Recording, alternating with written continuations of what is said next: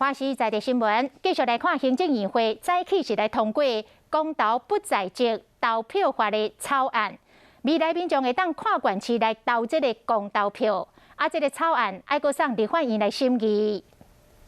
那这个制度呢，是由我们民众本人亲自在投票日当天前往投票所投票。那整个的开票也在当天完成，也会来公布开票的结果。那这样子的方向呢，是因为目前我们投开票所工作人员的工作地投票已经有实施的经验，那适应上并没有困难。那而且可以有效的来确保我们这个投票权人他是自由来行使投票意志。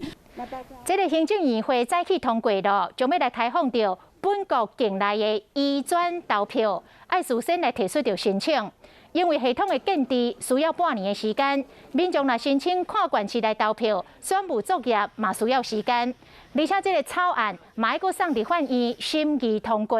所以今年年底公投案是赶袂到了。